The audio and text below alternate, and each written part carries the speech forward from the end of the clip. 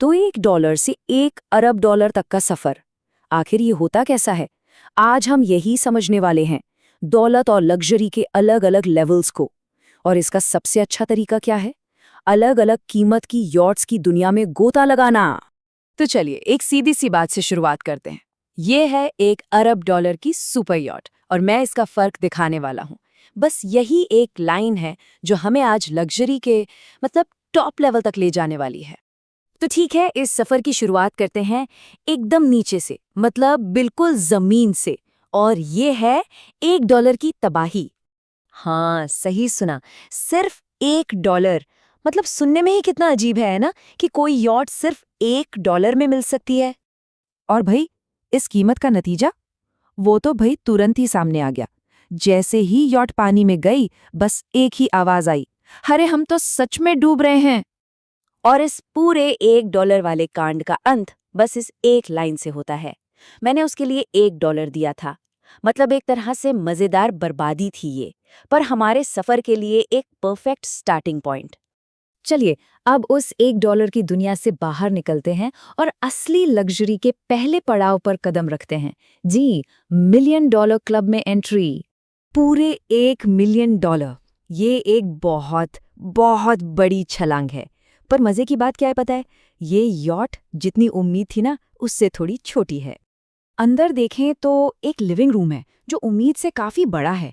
एक master bedroom भी है और फिर एक और बेडरूम जिसकी छत इतनी नीचे है कि सीधे खड़े होना भी मुश्किल है।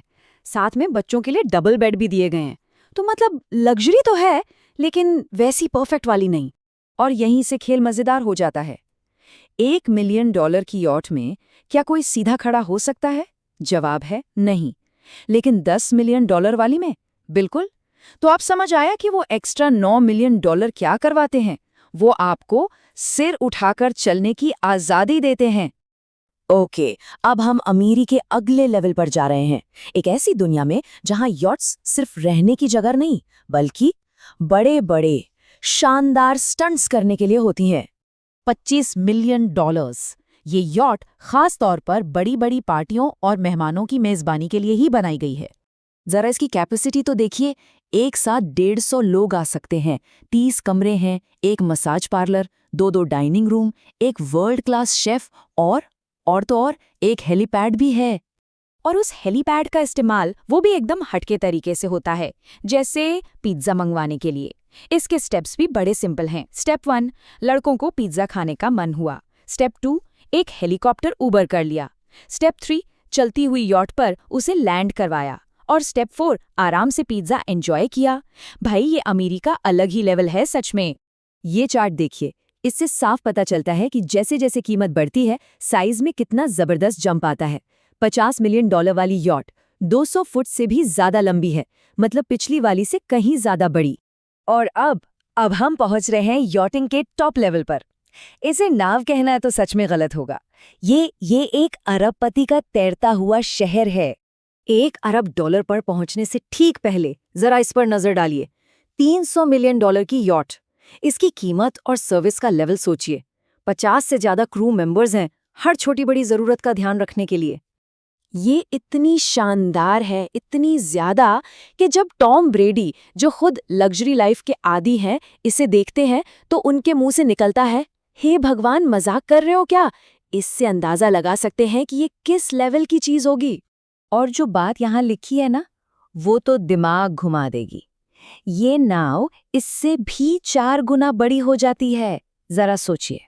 फाइनल शिप का साइज समझना है तो ये कंपैरिजन देखिए। ये जहाज 3 स्टैच्यू ऑफ लिबर्टी से भी बड़ा है। ये किसी नाव का साइज नहीं है, ये एक तैरते हुए आइलैंड का साइज है। और अब बात करते हैं $1 अरब वाले शिप के आंकड़ों की। ये एक साथ करीब 10,000 लोगों को रख सकता है, 17 मंजिला ऊंचा है, इसमें 7 अलग अलग मोहल्ले हैं, 2,000 से ज्यादा कमरे और एक बहुत बड़ा मॉल भी। ये वाकई में एक शहर है। और जब ये एक शहर है तो इसमें सुविधाएं भी वैसी ही हैं। एक पूरा का पूरा वाटर पार्क, मिनी गोल्फ्स के साथ एक स्पोर्ट्स फ्लोर, एक हिंडोला जिसे कैरोसेल कहते हैं, एक स्टारबक्स भी है, लाइव म्यूजिक की जगह है और एक ऐसा बार है जिसमें रोबोटिक आर्म्स है। चलिए इस बायोनिक बार को थोड़ा और समझते हैं। ये शिप के मॉल के अंदर एक ऐसा बार है जहां 2 बड़े-बड़े रोबोटिक हाथ कॉकटेल बनाकर सर्व करते हैं। एकदम किसी साइंस फिक्शन मूवी जैसा सीन है ये। और इस पूरी कमाल की यात्रा का अंत कैसे हुआ? इस एक्सपीरियंस को सैकड़ों सब्सक्राइबर्स के साथ शेयर करके जिन्हें एक फ्री क्रूज गिफ्ट में दिया गया। मतलब आखिर में फोकस वापस उन लोगों पर आ गया जो इसका हिस्सा थे। और ये सब हमें एक आखिरी सवाल पर लाकर छोड़ देता है कि जब एक नाव एक पूरा शहर बन जाए तो फिर लग्जरी का असली मतलब क्या रह जाता है? सोचिएगा इस बारे में